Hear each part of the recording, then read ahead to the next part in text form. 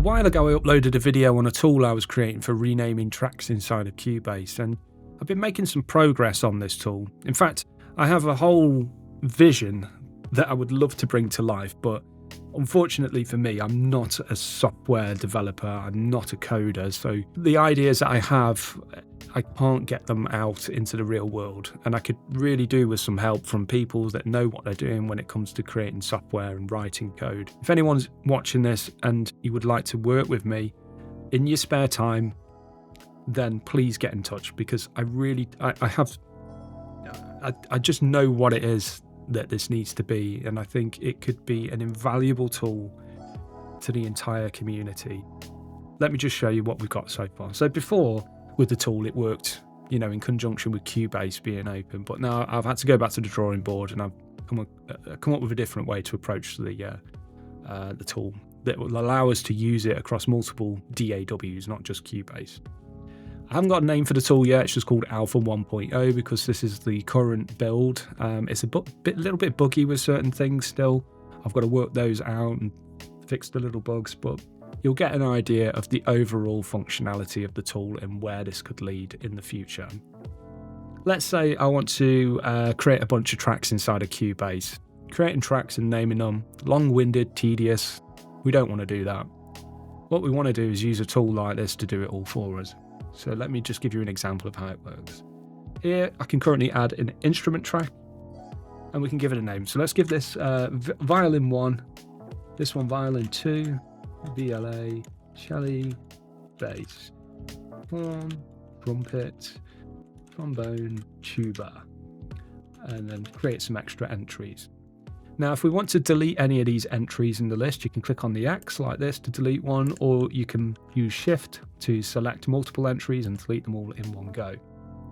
We can also reorder things in the list. So if I select these two violins here and I want to move them down below the bass, I can, or the horns there, and I can move them back up. Now, some of this functionality is a little bit, it's not perfect how it works yet, but I'm getting there with it. Now, one of the other things we can do is group tracks together.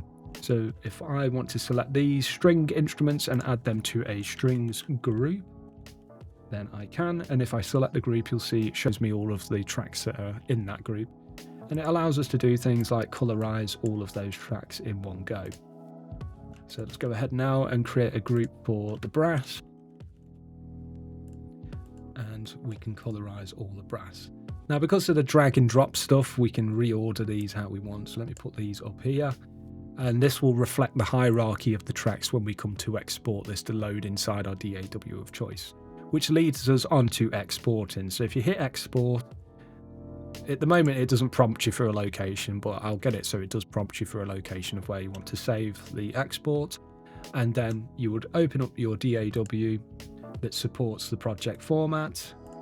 And then you would be able to just open up the project file, and there you go. Those tracks I've just created in the software are now here and imported as currently disabled instrument tracks.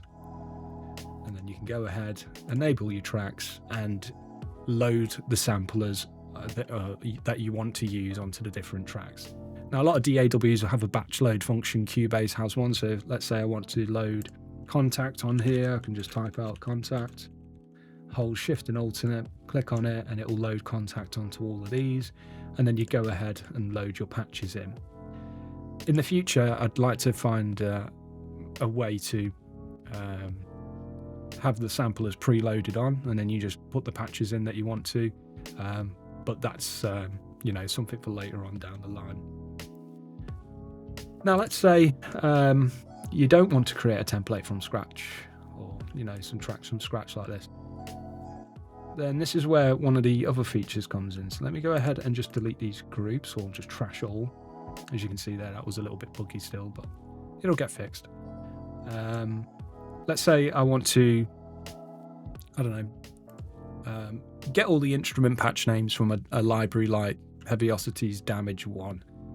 I can select the library, and it'll tell me how many instrument patches are copied to the clipboard, and then there's a lot of stuff going on under the hood for reordering all the names and everything. And then we can just click this paste button here, and it will paste all of the tracks into the project. So you can then go ahead, do your colouring, order the tracks around with your groups and all that good stuff, you know, and set up how you want it to be. And then you would just go to export again, go back to your Cubase or Presonus or Bitwig, whatever you're using, and then import the project file. Now, currently, obviously, if there's a lot of tracks that are being created that are instrument tracks, it's going to take a little bit time for Cubase or whatever DAW you are using to load them in.